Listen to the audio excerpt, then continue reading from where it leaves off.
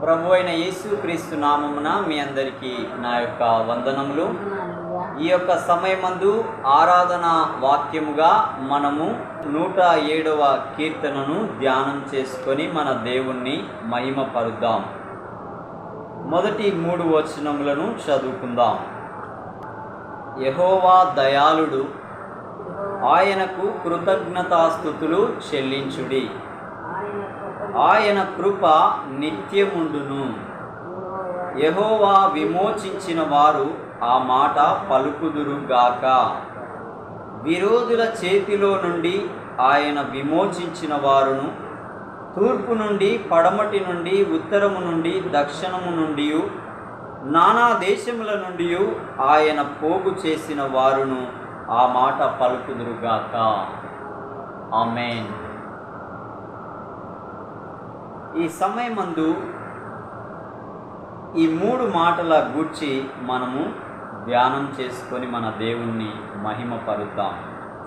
మొదటి మాటలో యెహోవా దయాళుడు, ఆయనకు కృతజ్ఞతాస్తుతులు చెల్లించండి.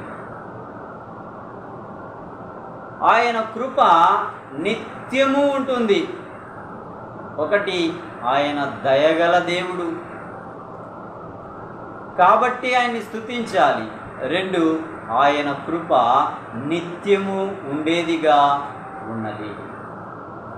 అసలు ఏంటి ఆయన దయ, ఏంటి ఆయన యొక్క కృప అనేది మనం ఈ సమయంలో చూసుకుంటే, నోవాహు దినాలలో పాపము చేత అపరాధము చేత నశించి పోవలసిన ఆ సమాజం అంతటి మధ్యలో ఒక్క నీతిమంతుడైన నోవాహు కనబడినందుకు దేవుని కృపకు పాత్రుడుగా ఎంచబడి, ఆ యొక్క కృప వలన తాను తన ఇంటి వారు ఓడను దేవుని వలన నిర్మించుకోండి అని సెలవిచ్చినప్పుడు వారు నిర్మించుకొనగా, తాను తన కుటుంబం ఆ ఓడలోనికి, ఇంకొన్ని జీవరాశులు ఆ ఓడలోనికి వెళ్ళగా 40 పగుళ్ళు 40 రాత్రులు ప్రచండమైన వర్షము కురిసినప్పుడు పాపానికి భూమి మీదికి దేవుని వలన వచ్చిన ఆ ఉగ్రతకు లోకమంతా నాశనంలోనికి జలప్రలయంలో నశించిపోయిన వారిగా ఉన్నారు. ఎందుకు ఆయన నోవాహు ఎడల దయ చూపాడు, ఎందుకు ఆయన ఎడల కృప చూపాడు అంటే, దేవుడికి ఒక ఔన్నత్యం ఉన్నది, దేవునికి ఒక క్రెడిట్ ఉన్నది, దేవునికి ఒక ప్రభావం ఉన్నది. మనం కూడా ఇలా ఉండాలి, నాకు సమమైన వాడు, నాకు సమమైనది ఇలా ఉండాలి, నాకు రావాల్సిన భాగస్వామి ఇలా ఉండాలి, నాకు పుట్టబోయే బిడ్డ ఇలా పెరగాలి అని ఏ తల్లికైనా ఏ తండ్రికైనా, పెళ్లి చేసుకునే ఏ భర్తకైనా భార్యకైనా ఉంటుందా ఉండదా అండి కోరిక?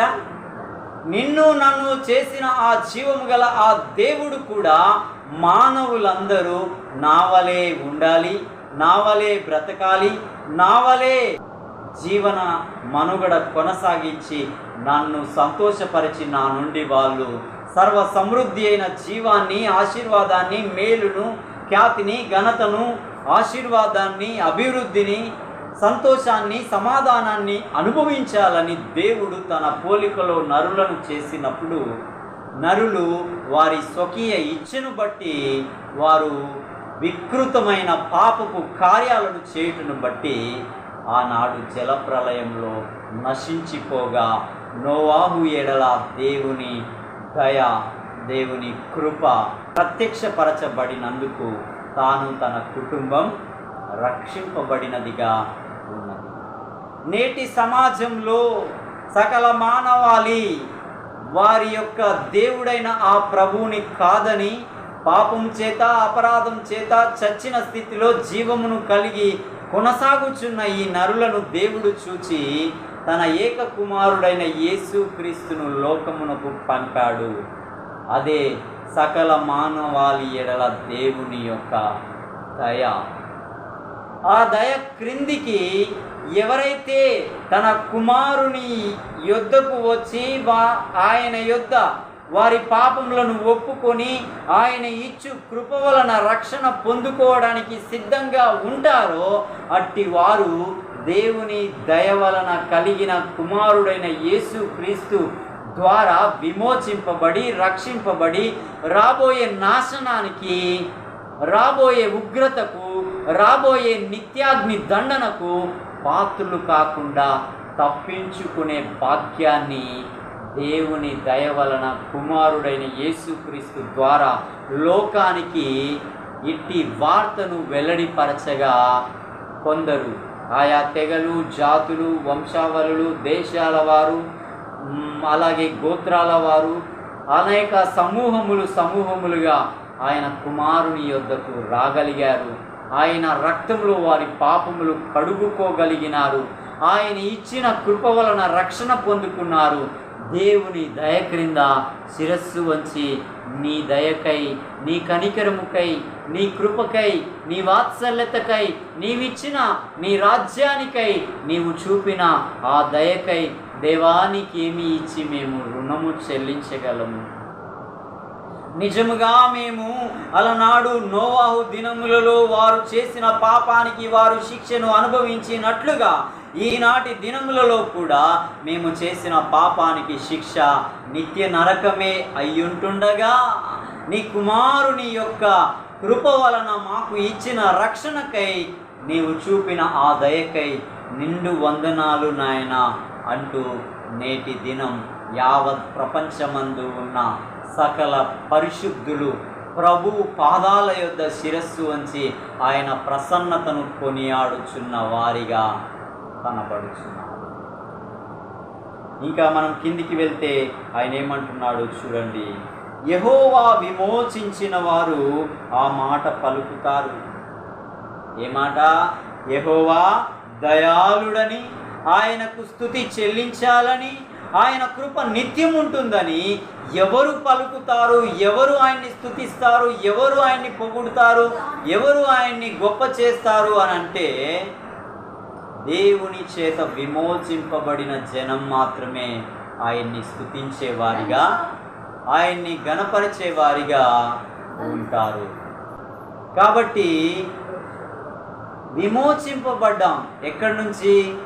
పాపము నుంచి, శాపము నుంచి, లోకము నుంచి, దురాత్మ శక్తుల నుండి, సమస్త దుర్నీతి నుండి మనము క్రీస్తు యేసు ద్వారా తన రక్తంలో కడగబడి విమోచింపబడి విడుదల పొందిన వారముగా ఉన్నాము.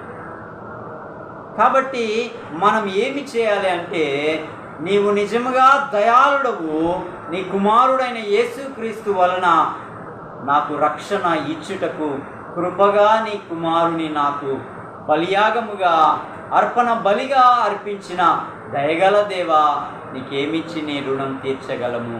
నీవు చేసిన కార్యానికి, చూపిన ప్రేమకు నేనేమిచ్చినా నేను రుణస్థుడనే అని దేవుని ప్రియులైన బిడ్డలైన ప్రతి ఒక్కరూ ఆయన్ని యెహోవా దయాళుడు, ఆయన యొక్క కుమారుడైన క్రీస్తు యేసు ద్వారా కృప వలన మనకు రక్షణ ఇచ్చిన దేవుడు ఆయన అని ఎక్కడి నుంచి స్తుతిస్తారు అంట? చూడండి, కింద అంటున్నాడు, తూర్పు దేశము నుండి, దక్షిణ దేశము నుండి, ఉత్తర దేశము నుండి, పడమటి దేశముల నుండి వచ్చిన సమూహములు అంతా కూడా దేవుణ్ణి స్తుతి చేస్తారంట. ఎందుకు స్తుతి చేస్తారు అంటే, తూర్పు నుంచి, పడమటి నుంచి, ఉత్తరం నుంచి, దక్షిణ నుంచి వచ్చే సకల మానవాళి వారు దేవుని దయకు పాత్రులు కాగలిగి తన కుమారుడైన యేసు క్రీస్తు రక్తం వలన రక్షణ పొందారు. విరోధి అయిన సాతాను చెర నుండి విడుదల పొందారు. అలాగే పాపపు శాపపు కట్ల నుండి విమోచింపబడ్డారు. ఎవరి వలన అంటే దయగల దేవుడైన ఆ ప్రభువును బట్టి, కుమారుడైన యేసు క్రీస్తు వలన ఆ కృపచేత రక్షణ పొందినందుకు ఆ జీవాధిపతి అయిన ఆ దేవుణ్ణి ఏమంటారంటే, యెహోవా నీవు దయాళుడవు, నీవే స్తుతి నొందదగిన పరిశుద్ధ దేవుడవు. ఇదిగో నీ కృప నా ఎడల కూడా నిత్యముగా ఉంచుచు నన్ను ఇంకా నీ బిడ్డగా కొనసాగిస్తూ నీ కృప వెంబడి కృప, దయ వెంబడి దయ, వాత్సల్యత వెంబడి వాత్సల్యతను చూపుచున్నందుకు నీకే నా స్తుతి, నీకే మహిమ, నీకే ఘనత, నీకే ప్రభావములు అంటూ ఆయన ఘననామాన్ని కొనియాడే వారుగా ఉంటారు అని ఈ యొక్క కీర్తనలు 107వ కీర్తన 1 నుండి 3 వచనములలో తెలియపరచబడుచున్న వాస్తవమైన సత్యము ఇది.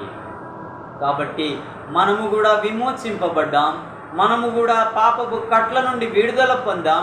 మనము తన కుమారుడైన క్రీస్తు యేసు కృపకు పాత్రులమై తన రక్తము చేత కడగబడి తన సొత్తైన ప్రజగా చేయబడి ఆయన దయను బట్టి ఆయన సన్నిధిని ఈ విధంగా చేరి ఆయన ప్రసన్నతను కొనియాడే ఆధిక్యతనిచ్చిన ఆ దేవునికి మహిమా ఘనత ప్రభావములను ఆరోపిద్దాం.